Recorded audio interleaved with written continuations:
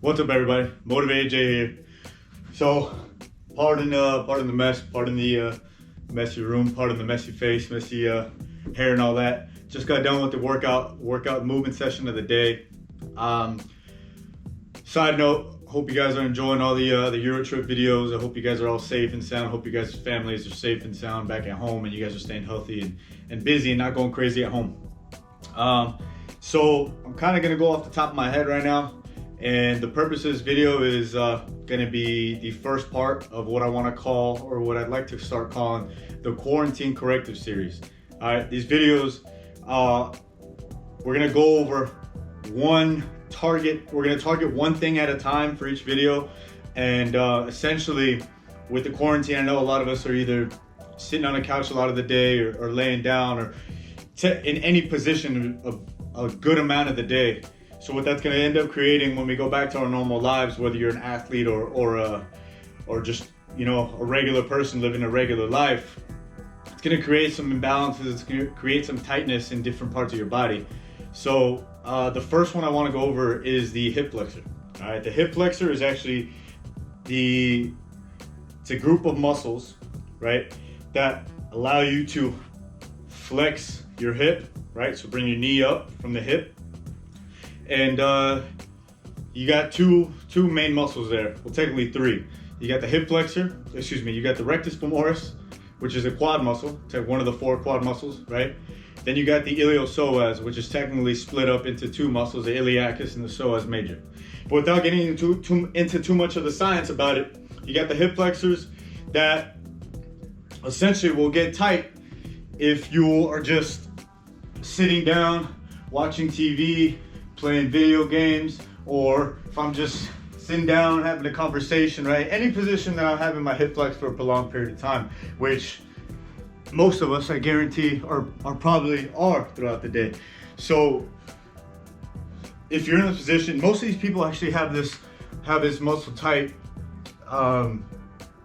even before this quarantine, because whether they have office jobs or jobs or everyday normal lives that put them in that hip flex position the majority of the time. So what we're gonna go over today is just one of my favorite stretches. Some people call it the couch stretch. I call it the just hip flexor stretch, right? So what we're gonna do is we're gonna use this chair today, all right? And what we're gonna do is we're gonna come down into it, place our foot just like if we're doing a Bulgarian, right? Bulgarian split squat. And we're gonna gently come down, nice and easy, till we feel that stretch. See, my hip flexors are tight, I know this, and I already feel it right here. One thing I want to add though, and one thing that's very important, right here, being that I'm so close to the couch, I'm hitting more on my rectus femoris. Now, why am I hitting more on my rectus femoris? Because my knee is technically right beneath my hip, and because it's a quadricep muscle that helps with leg extension, right? So straightening out my knee is pretty bent. So if I come back a little more and keep my hips straight, I'm gonna feel it still my hip flexor, my rectus femoris mainly. Now, but if I go a little farther, right, and now my knee is behind my hip, right, I'm gonna get more of my iliopsoas.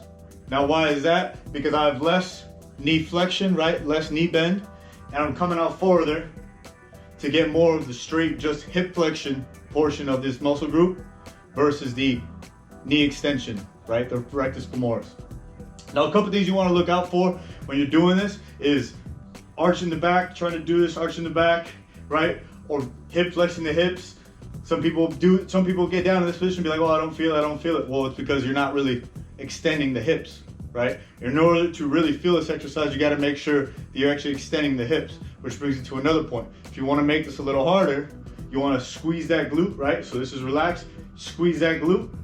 I want to push those hips forward without arching the back, right? So keep that rib cage down, squeeze the glute, and I'm gonna feel more of a stretch. And again, if I wanna feel more in the iliopsoas, come out a little farther, feel that stretch. I wanna hold it for about, studies show 33 seconds is enough time to feel or to get an actual adaptation. So after my workouts, I like to do, just to be safe, a solid 35 seconds of each side. Now, if you can't hold it for a total of 35 seconds, what you can do is just split it up into 3 sets of 12, 3 sets of 13, 4 sets of 10, whatever it is that you want to do, whatever it is that you can actually stay disciplined with. But I would aim for at least those 33 seconds to actually get something out of it. It might be painful for some of you guys at first. Some of you guys may only be able to get, or maybe not even be able to touch the ground. That's okay. It just means maybe you gotta either start with a lower couch or a lower elevation, and then ease your way down into it. If you're less mobile in the hip flexor, that's probably gonna be you. You're gonna need a lower elevation. If you're better, if you have more mobility in this portion of your body, you can either go higher or make sure you come a little farther and make sure you squeeze that glute to make it as hard as possible or as effective as possible, depending on your mobility level. Now, a couple things that I want to go over is just simply things that will happen if you don't take care of this. Things that some of you may already have. Now, if you don't take care of this, it's going to tighten up. That doesn't necessarily mean that your muscle is going to get shorter. It's just going to be used to that. It's going to be used to that position. It's going to want to stay in that position, right? So, have you ever seen somebody walk around like this? Is kind of like what normal people, what it should look like, right? Your hips are neutral, right? Have you ever seen somebody walk around like this, kind of like with their butt sticking out, arching that back, trying to get that booty looking a little bigger, or whatever the case may be, whether they're intentionally doing it or not? You're squeezing right here, right? So that probably means that they have tight hip flexors, so their hips are being pulled back, they're arching their lower back, right? So that's a position that could lead to lower back problems, to lower back issues. You want to lengthen this muscle group so it can extend, and now it can have neutral hips, right? Now, this applies to athletes, this applies to general population, it applies to anybody. If you're walking around, you feel some discomfort in your back, chances are you have some kind of mobility issue, whether it's your hip flexors, your hamstrings, your glutes, whatever it is.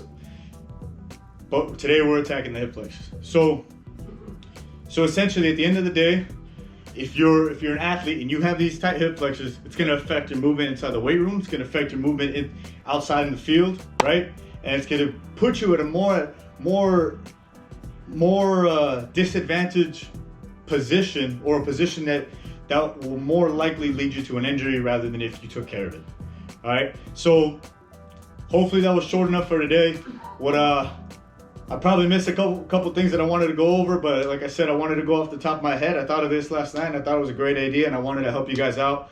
I wanted to make sure that after all this, however long this is, it's been 5 weeks already. We don't know how long this is going to be, but I don't want any of you guys, whether you're a person living their everyday life, whether you have an office job or you're out in the field playing sports at whatever level, that you don't come out of this with all these imbalances, and then boom, gyms open up, the weight rooms open up, the field opens up, you get back to these places that you're normally at, and now you have all these imbalances and you can't perform the way that you thought you would, and then you're like, damn, why can't I get in a squat position? Why can't I get that stride cycle when I'm sprinting?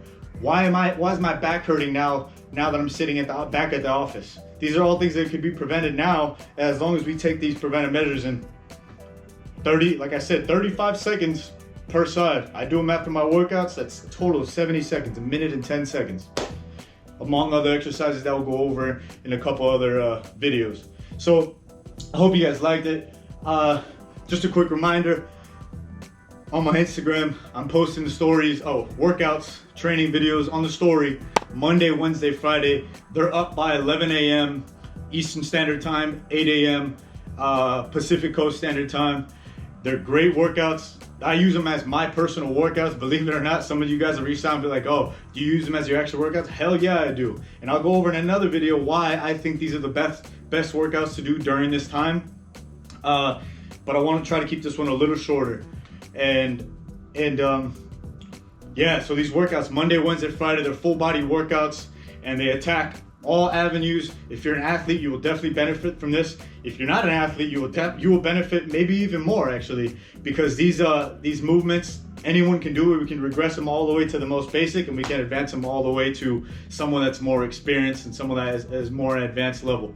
But at the end of the day, these workouts, I really like them. I'm sticking to them, and I hope you guys like them. If you do like them, please go ahead and share it with some friends. It's all about this time right now is all about helping each other, right? So that this work that we're all getting in together, pass it on to somebody else that you think will help, that will benefit from this, and it will actually do the workouts, maybe get them off the couch, or maybe they're already doing a workout but they're a little lost in how they're doing it, if they're going to make some progress. Let's get out of this without losing a second or any time. And yeah, so if you like this video, if you like the content like this, go ahead and like it, go ahead and subscribe, and even comment or like to see if, or both actually, I'm sorry, so that we get more of these quarantine corrective videos out there. All right, so I'll be putting a couple more out there, and then I hope you guys like them. All right.